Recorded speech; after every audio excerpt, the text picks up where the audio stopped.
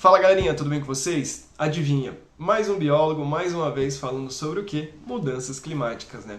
É um conteúdo que está um pouco saturado, já que tem muita gente falando, mas infelizmente tem gente que ainda não acredita que as mudanças climáticas são um fato verídico, né? Apesar que a gente tem diversos artigos científicos, a gente tem diversos estudos e diversas pessoas falando a mesma coisa, né? É incrível como a desinformação acaba sendo mais informativa do que a própria informação científica, né? Mas enfim, para começar esse vídeo eu gostaria de falar um pouco e trazer novamente o que eu falei no primeiro vídeo aqui do canal, né? Que é dispa-se, né? Sempre para a gente falar sobre o meio ambiente, a gente tem que lembrar que o meio ambiente ele é fora da política, né?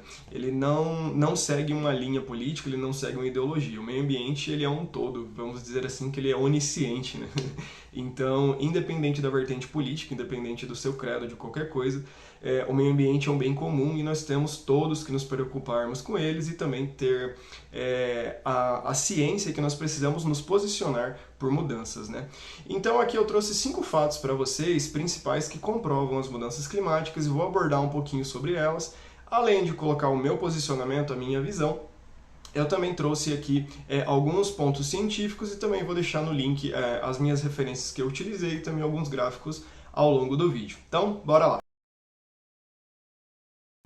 Bom, pessoal, o primeiro ponto que eu quero trazer para vocês, então, é sobre o aquecimento global, né? E para falar sobre o aquecimento global, eu gostaria de abordar brevemente um pouco da Revolução Industrial. O que foi a Revolução Industrial? Foi um período entre 1760 aproximadamente até 1840 ali. Não é importante a data exata desse período pra gente, tá? O que é importante a gente entender que a partir desse momento o ser humano mudou a sua interação com seus meios de produções, ou seja, ali teve um boom tecnológico onde a gente começou a utilizar as máquinas a vapor, queima de carvão, para produzir mais, para interagir mais e para ter um maior lucro, vamos dizer assim, teve um maior desenvolvimento de fato. Entretanto, esse meio de produção ali ele já foi notado alguns efeitos negativos, vamos dizer assim, colaterais. Na época já se teve ali alguns problemas respiratórios, excesso de fuligem nas cidades, e então começou já a se criar uma preocupação.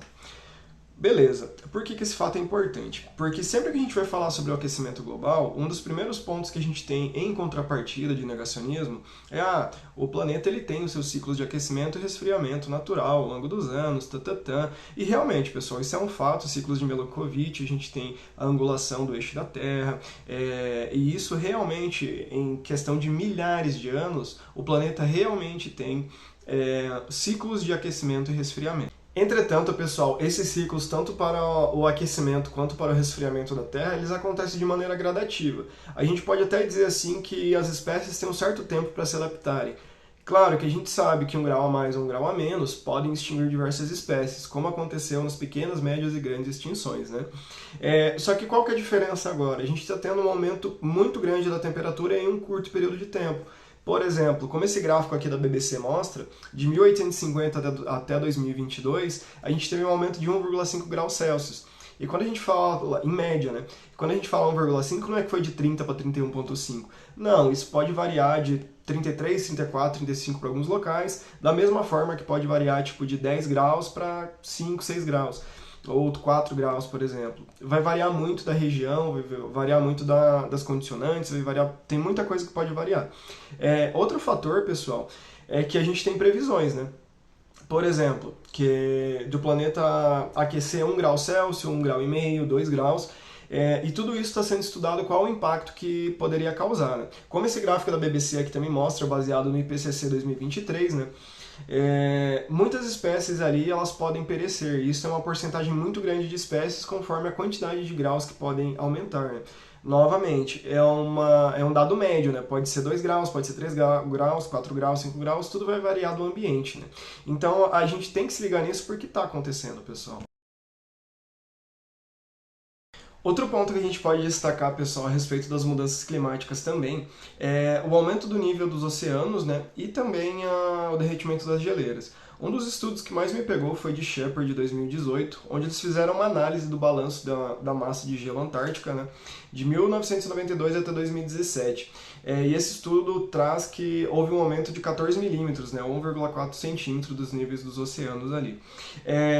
Alguns outros estudos trazem 2, 3 centímetros, mas a realidade é que isso está acontecendo e é um grande problema ambiental que a gente vai ter que lidar. Isso é inevitável, né? Eu vou até abordar um pouco disso porque a gente tem um aumento dos níveis dos oceanos natural, mas a gente está, vamos dizer assim, piorando ou acelerando esse processo com as mudanças climáticas.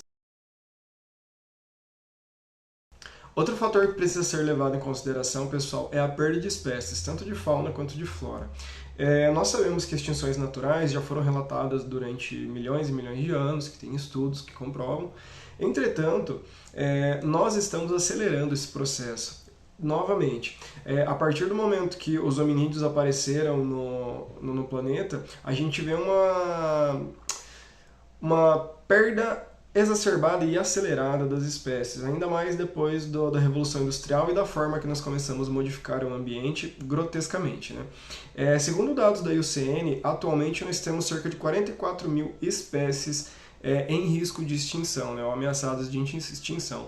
E isso, segundo eles, é só 28% de todas as espécies avaliadas. Eu vou deixar aqui do lado para vocês verem a tabelinha deles completa, distribuída e dividida ali por taxon e falando bem certinho qual é a porcentagem avaliada de cada espécie. Mas nós precisamos ter um olhar para as espécies porque isso é um indicador para a gente também, né? Quando a gente fala ali que subindo o nível do mar e a temperatura, muitas espécies podem perecer, é sobre isso que nós estamos falando. Basicamente, a gente não consegue enxergar o impacto que nós causamos, porque quando a gente fala de relações ambientais, de impactos ambientais, geralmente se espera que isso apareça assim, né, e de imediato. Mas não, quando nós falamos de impactos ambientais, o que nós causamos hoje, provavelmente ele vai surgir efeito daqui a 30, 40 anos para mais, né? Então é a longo prazo, né? Médio prazo. É como se fosse um investimento. Nós temos investimentos de curto, médio prazo e longo prazo também, né? Quando a gente fala do meio ambiente, então a gente tem que ver que o que a gente está fazendo hoje muitas vezes pode ter um impacto direto, né? Um impacto imediato, um impacto de médio prazo, mas a maioria deles vai ser um impacto de longo prazo.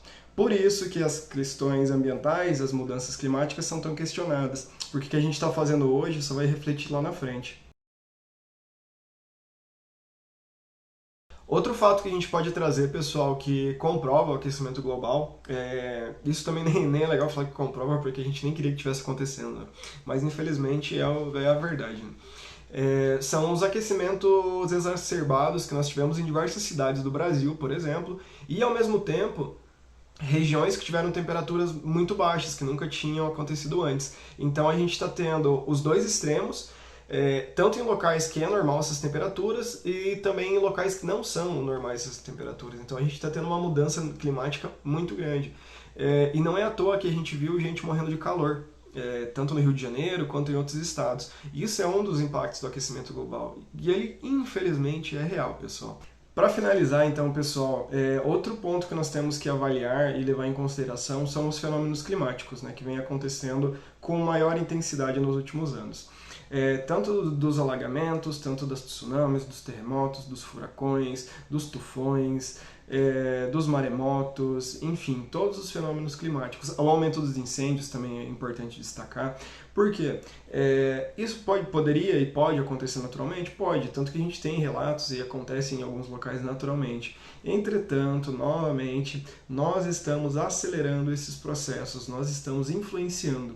No caso dos fenômenos climáticos, atualmente nós estamos gerando mais fenômenos, vamos dizer assim, de diversas formas, né? Através do desmatamento, a gente acaba diminuindo a frequência de chuva, o volume de chuva de algumas áreas, aumentando as estações secas ou aumentando as estações chuvosas, dependendo de cada local. Então, tudo isso pode influenciar para alagamentos, para tsunamis, para queimadas. E é um fato que a gente não consegue enxergar, porque, como eu já mencionei, os nossos impactos ambientais não são vistos a curto prazo. eles são vistos a médio e longo prazo. Então nós achamos, não, tá tudo certo, porque sempre foi feito assim, não acontece nada. Eu acho legal comentar que sempre que eu dava aula no ensino fundamental, eu trabalhava com meus alunos que quando eles fossem chupar uma bala, mastigar um chiclete, que eles jogassem o papel no local devido, né, ou o plástico no local devido para reciclagem. Porque o plástico que eles jogam no chão pode parar no bueiro, desse bueiro ele acaba parando no corpo hídrico ele vai parar nos oceanos, pode acabar influenciando na cadeia alimentar, onde alguma tartaruga, algum outro animal pode se alimentar daquele plástico, fazer magnificação e bioacumulação e daí por diante, né? Ou seja, uma pequena ação acaba gerando um efeito borboleta, né? E é isso que nós temos que começar a aprender. E a nossa ação importa, né, pessoal? A partir do momento que eu dou a destinação correta para os meus resíduos, que eu cuido da minha alimentação, que eu cuido do meu consumo, que eu cuido da minha pegada de carbono e sei como compensá-la, tudo vai mudar. Ah, daí não tem problema você escutar, mas só a sua ação não importa. Não, eu sei que a minha ação importa. Ela vai ser diferente para o planeta? Ela vai salvar o planeta? Não, não vai. Ainda não vai. Mas a partir do momento que mais pessoas começarem a replicar esses hábitos ambientais corretos, aí sim tudo vai mudar. Porque hoje a gente pode ser 1, 2, 3, 10 pessoas fazendo isso. Mas aqui é um tempo que todos entenderem a importância de ser sustentável, de cuidar do meio ambiente, mais pessoas vão aderir a essas práticas. E é isso que a gente precisa. A gente tem uma consciência de que nós temos o poder de mudar tudo, né? Eu sempre brinco e sempre falo que não importa o tempo que leve, mas que aconteça, né? Que nós nos tornemos um planeta sustentável, uma sociedade sustentável, né? E tem como isso acontecer. Hoje nós estamos cobrando uns aos outros para ser sustentáveis e cobrando algumas empresas, né? Mas a partir do momento que todos nós termos essa noção que é extremamente necessário práticas sustentáveis, cada vez mais grandes nacionais, grandes multinacionais vão ser cobradas, vão ser obrigadas a mudar também a forma com que elas interagem com o meio ambiente, também a sua logística, de fato ser uma empresa sustentável e não essas greenwashing que infelizmente a gente vê por aí que é uma vergonha, né? Pessoal, eu espero que vocês tenham gostado. Comenta aí no vídeo o que vocês acham sobre as mudanças climáticas, que a gente sabe que é um fato. E compartilha com seus amigos, deixe sua opinião. E vamos mudar o planeta, mesmo que seja devagar, mesmo que seja uma pessoa a cada dia, mesmo que seja em passos de tartaruga. Mas nós precisamos criar hábitos sustentáveis.